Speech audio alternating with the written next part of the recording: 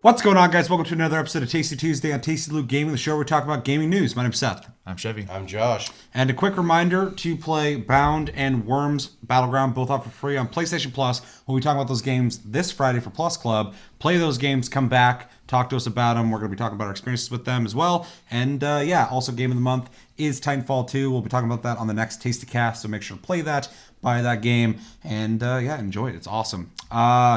So with that, another thin week.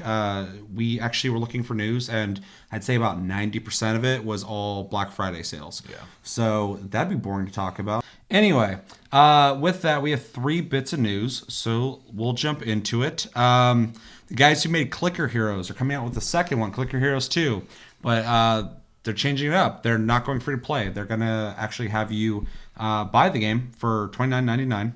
And they said the reason they're doing this is because they don't want to essentially take advantage of people's addictive nature. In a quote, they said, "We really don't like making money off players who are in denial of their addiction, and that's what a large part of free-to-play gaming is all about. Everyone in the industry seems to rationalize it by shifting the blame, assuming way too much cognizance on the part of their victims. People can make their own decisions, right? But it just doesn't sit well with me. Despite very few of our players having complained, it felt wrong when we started doing it, and it still feels wrong now." So yeah, apparently he doesn't like the idea of making an addictive game where people want to keep spending money to play the game. Some people are also saying this could be just a really good PR stunt. What do we think about a developer straying away from free-to-play for essentially saving their own, feeling they have a cleaner conscience? First off, I played Clicker Heroes 1, and there is no goddamn way I'd ever... And Clicker Heroes 2 is a different game, of course, but I'm assuming same, same bullshit, It's a idle clicker game. So I'm curious on where the hell they think the value of $29.99 is. You don't think value is subjective, though? I think it could depend on who you are talking with, but Cressa was a Clicker Hero 1. She played it every day for hours, and I guarantee you she's not doing anywhere near that. But people still might. I just don't think that the value's there from my personal experience. Well, and that makes sense. I don't see it as such a big deal just because I'm equating money to time spent in the game, and people will spend a lot of time with it. If you're getting your money's worth out of it, then I think the value's there.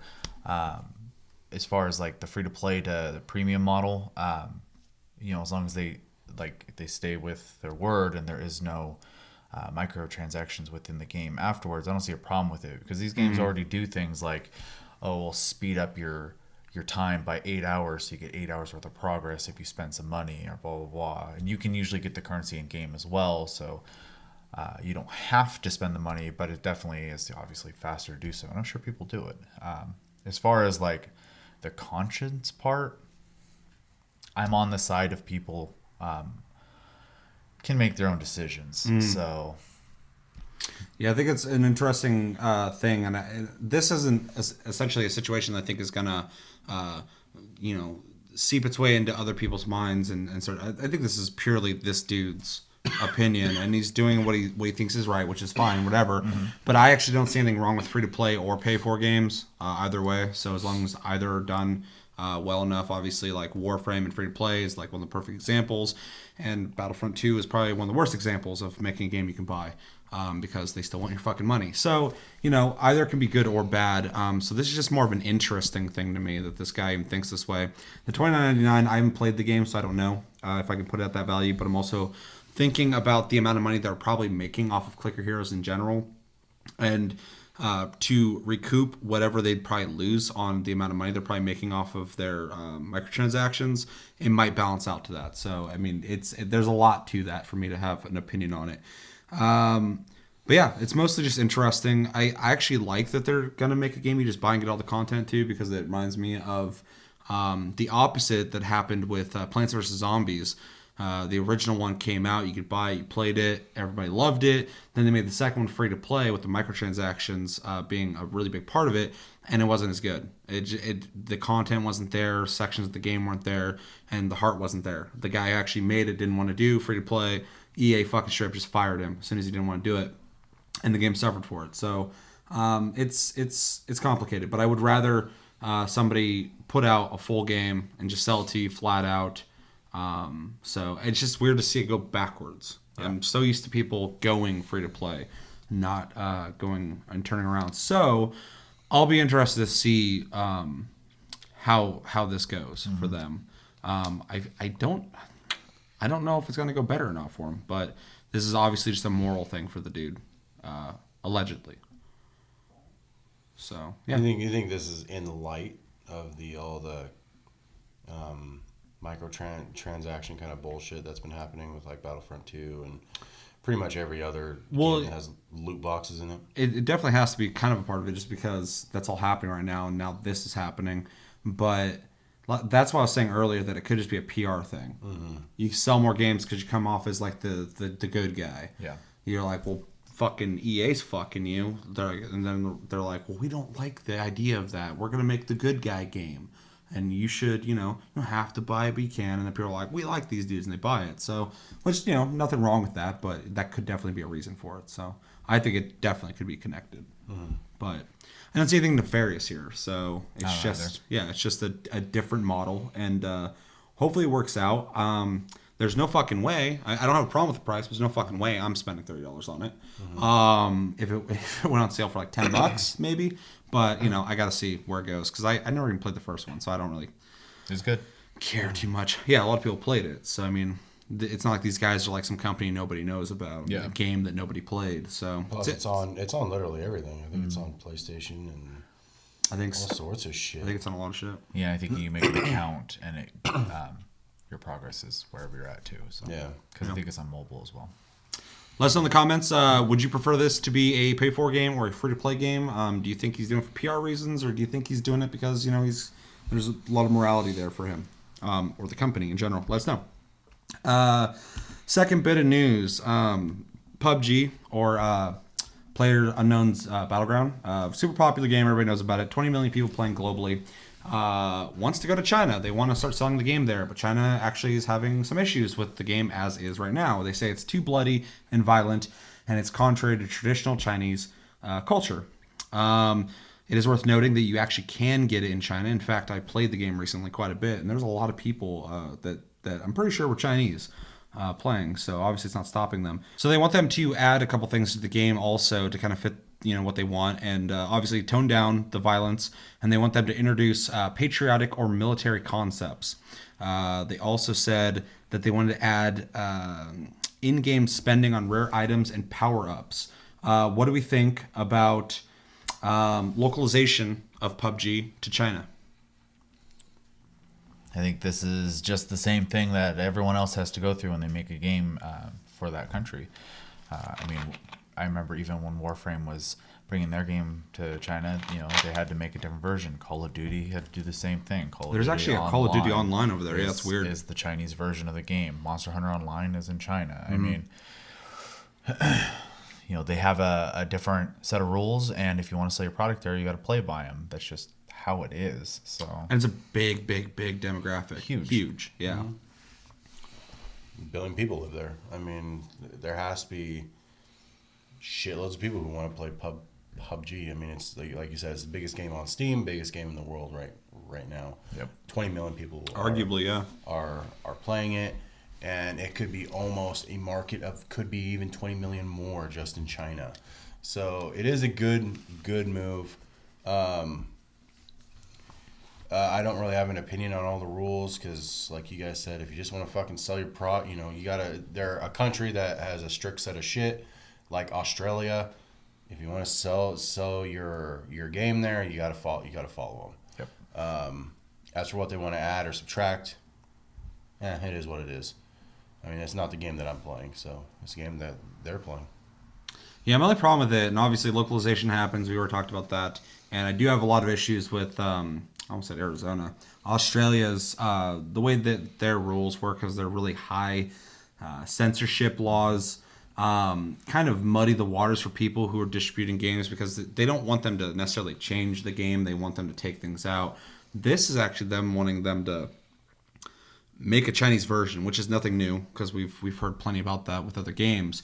The only thing that's kind of interesting about that is I don't know if it's actually going to curb people too much on playing this this alternate Steam version that they're buying, because that's the true PUBG experience, and this new one's going to be adding like power-ups, which is interesting. Kind of changes the whole idea of the game a little bit, and I'll be interested in seeing which one is more successful. Obviously, one's going to be more accessible and easier to get, but the other one I think is the one that they're playing with everybody. Like I said, I was playing, and there's a bunch of people I wasn't recognizing anybody's fucking what they're saying. There's always going to be people out there with VPNs playing on foreign servers. Well, there's a shitload though. I mean, I ran into like a lot of them. The two matches you played earlier, I think both of them had Mandarin speakers in there. So yeah, easily. And I was just like, it was funny too because they spoke a little bit of English, but I was like, I don't know, I can't speak it. But yeah, nothing new. But it's just kind of weird that they want things added to it like that. But it is what it is. And with the, like I said before, the demographic thing matters because that's if these guys want to make more money and get their game bigger and better, they're gonna have to do it. It just kind of sucks for a smaller company like this to have to cater, I guess, so much to that kind of demand versus like a company like EA, Activision, or Ubisoft has better resources for that, because these guys are even saying that they're not ever going to make a single player because they don't have the resources for it. Yeah. So it's kind of weird that they're going to have to make an alternate secondary version of the game, but they'll be able to do it. I would say I think the investment and time will be Worth it. I was going to say They'll sell. the reward is probably like a huge carrot on the end of that fucking stick. Yeah. Let us know in the comments what do you think about the Chinese version of PUBG.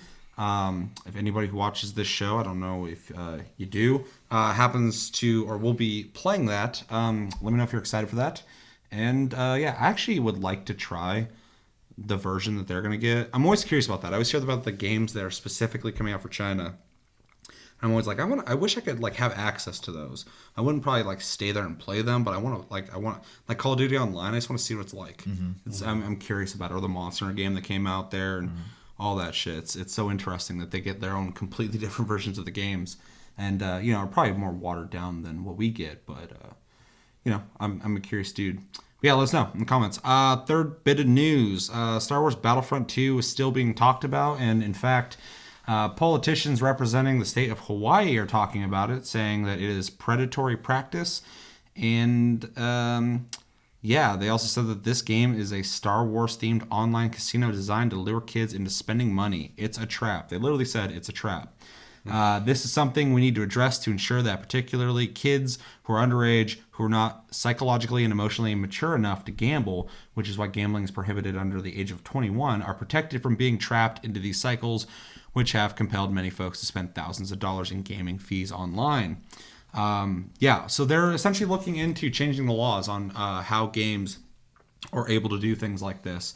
There's also talk that this might move into other states and might get even more political. Right now it's just Hawaii, and it's been happening in other countries as well. Yeah. What do we think about essentially the government getting involved and looking at how games are being made and being sold to people, and loot boxes, the way they're used in games? Is it gambling? Is it like a casino? This is almost kind of like an echo from the first story of that guy saying, I don't want to be the predator and have people spend thousands of dollars in my game because they have an addiction that they don't want to talk about. And so this is almost like Hawaii is kind of signal boosting that out and letting everybody know, because, and it's nice that the government is talking about it, because there are parents there that, they just buy the game for their kid. They don't know what it's about. They don't know what the hell they're doing.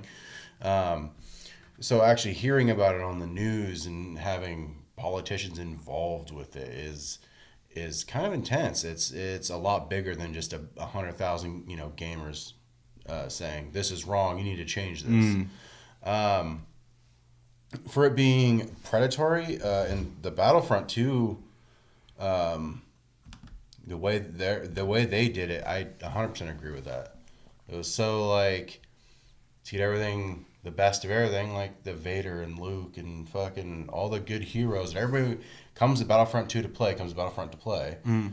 You paid for them or you played the game. And I think younger, impulsive people are going to spend money to buy those things. So in a way, yeah, I do think that is kind of predatory for people of a younger age. Well, when he's talking about the psychology of kids versus other people, they're going to be more inclined to fucking like steal their mom or their dad's credit card, debit card, and purchase these things because they're kids, they're impatient. Even teenagers, even people my age, people are going to be more inclined to do things that they don't want to based off of the addictive level of a game and how the game's designed. This game is designed nothing new, but it's designed like a lot of free to play phone games are, where it doesn't say you have to do it, but it really nudges you in that direction of like, this would be a lot fucking easier if you just gave us $5, $10, $15, which is predatory. There's a design there trying to coerce you into giving them more money. I don't think it's necessarily 100% wrong, but it's really fucking sleazy and really shitty. So yeah, like it's interesting that they're starting to look at the laws because, like I said, this isn't anything new. This has been happening on phones for a long time. Oh, yeah. There's all those things where like kids were like playing a game on their phone and then their mom got like a couple $1,000 bill in the mail all of a sudden because it just went straight to their phone bill. And Candy Crush is really bad about that. Yeah, like I think that was one of the bigger ones in the news back when that was breaking. Which creates problems because that person might not have the money to pay that, puts them in debt or whatever, like gets them in trouble. It's just a fuck situation. So I get what they're talking about. I'll be really interested to see where they go with this and where they start talking about it because in a way I do think it's gambling. Like you're literally giving someone money and seeing what the fuck you get with your money. Yeah, it's a chance. Yeah. I know a lot of people kind of counter argue with this saying, like cosmetics and like Overwatch and other games, a lot of games do it, is fine. And I do see, I don't really care because I'm not going to do it. I don't care. Like I'm not going to be participating in this, but there's a lot of people that are going to do it. But I don't know. It's complicated because I don't really have a problem with loot boxes, although I think they're lame, but they don't affect me the same way a lot of people, or they do a lot of people. But I don't know. What do you think, Chevy? I don't. I get a little worried when something like this happens, with the Battlefront 2 thing, or like when any event happens, and all of a sudden a politician goes, "It's time to do something about this," and they go real extreme about it, and that's what I worry about. I don't think that. And I agree with you, loot boxes are lame, but I don't think they are quite the problem he makes out to be as well. There are companies who take it too far, but then how do you legislate that though? In a way, well, what I'm trying to get to is that there's other countries who have made laws on gacha or loot chest games, and a lot of those are to make sure that there's a clear established percentage for all the drops and stuff like that, so that you can see what your chances are of getting things, so you know what you're getting into more. And then there's also, I think related to this story, I didn't read it on here, but I read it somewhere else. Someone was saying that part of this might be to change the rating system. The ESRB should get involved. If it is, if they all agree that it's gambling, then make any game with a loot box rated M, period. It's not going to fix the problem, but it is going to make it to where the parent has to be involved, at least in the process. And when it comes down to what the kids are doing, and I don't have kids, but I do have to say you should be more involved with what your kids are doing. You can't watch them all the time, I get that, but if do the research, what you're buying for your kid, know what might happen.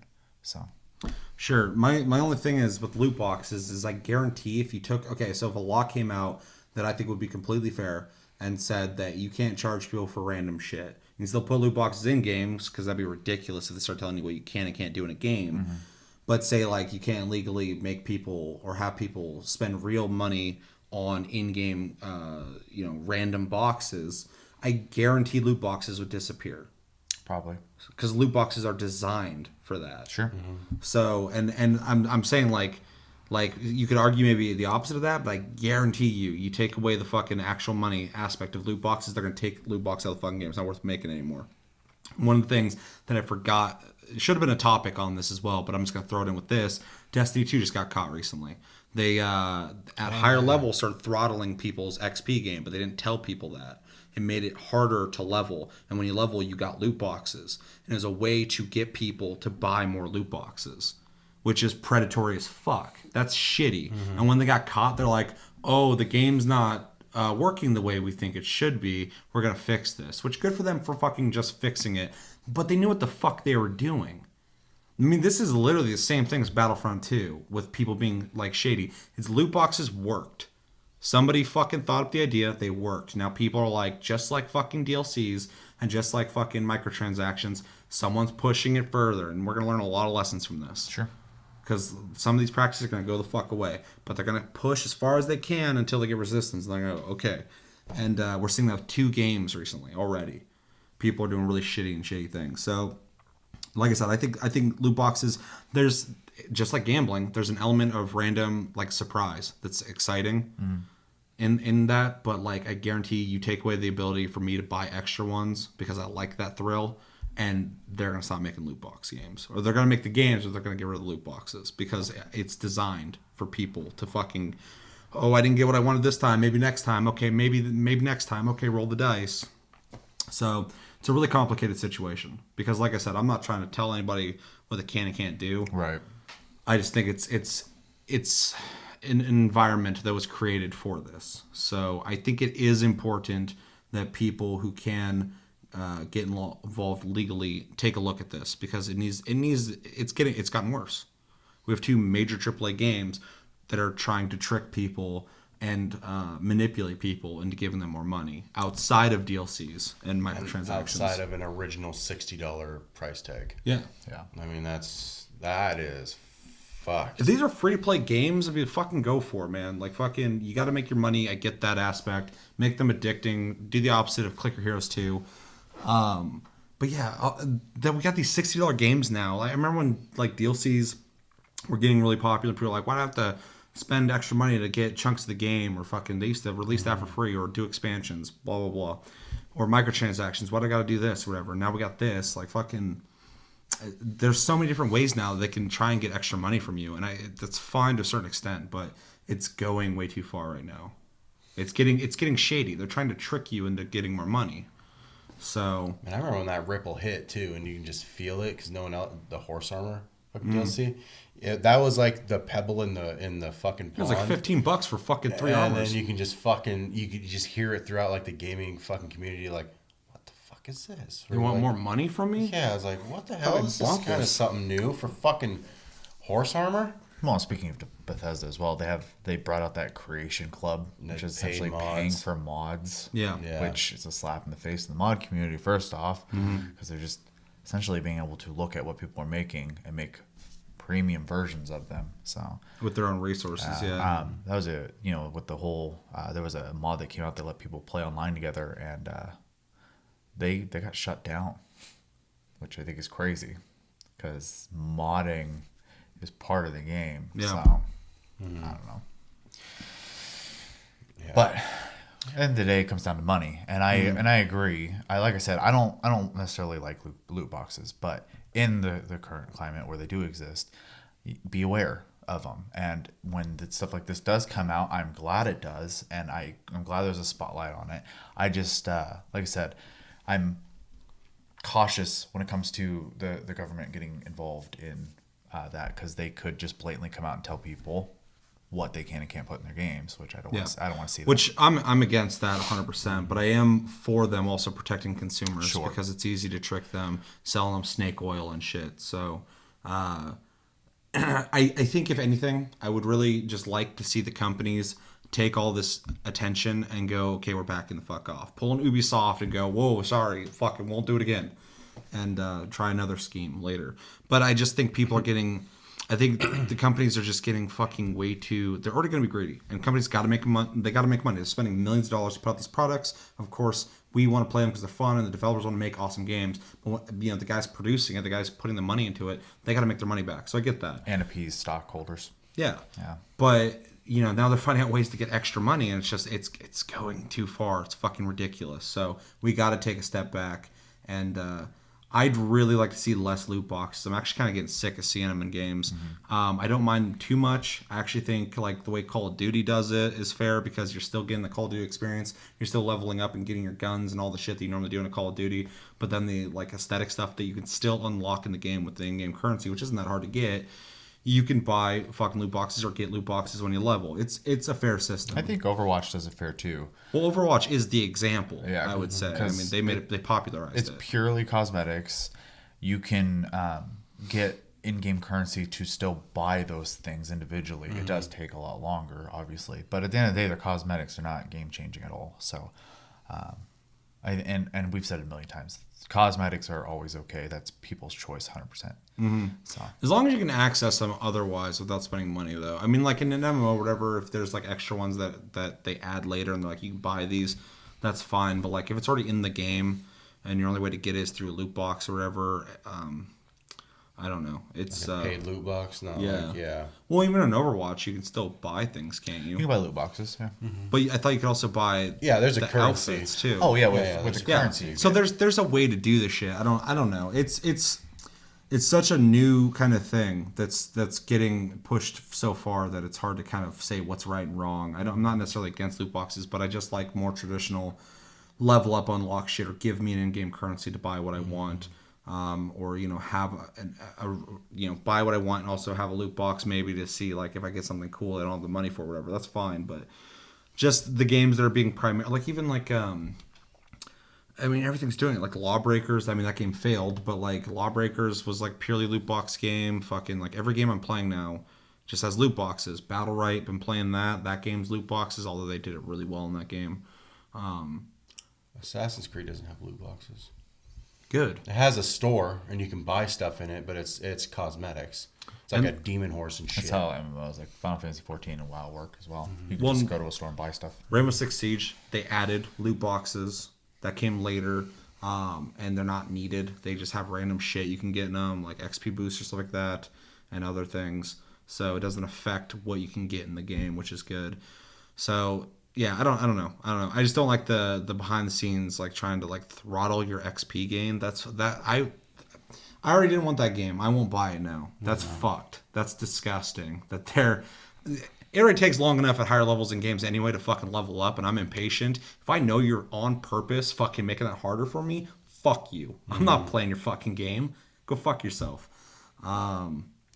Anyway, any last words on loot boxes, legislation, and government taking over and telling us what we can do? Kind of spinning it back around to the second story. China actually is one of those countries that regulates their loot boxes, considers them gambling, and they do have to have a percentage on them. I'll say they're one of the countries, that have percentages. And the example I'll give, one game I play that actually has it is Fate Grand Order.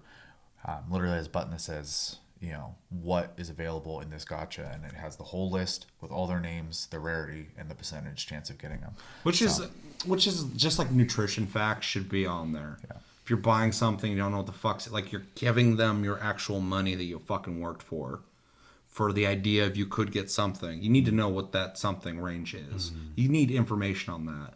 I mean, that's like me fucking having a cardboard box with a question mark on it and be like, give me $15 for that. And you're like, what's in it? Like, you're gonna find out. Yeah.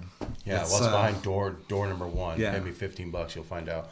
Yeah. Well, like, and then that has like levels though, because like, let's say with like Call of Duty, you're like, it's like instead of it saying, oh, you can get this skin for this gun or this special gun or this special gun, and these types of outfits, it could just be like gun skin, such and such. Outfit such and such, maybe an XP boost such and such. So I mean, like, even then, like, that people are gonna start fucking with that and try to get little nitty gritties to fucking still trying to get that cash, man. Like, yeah. It's such a slimy fucking like system.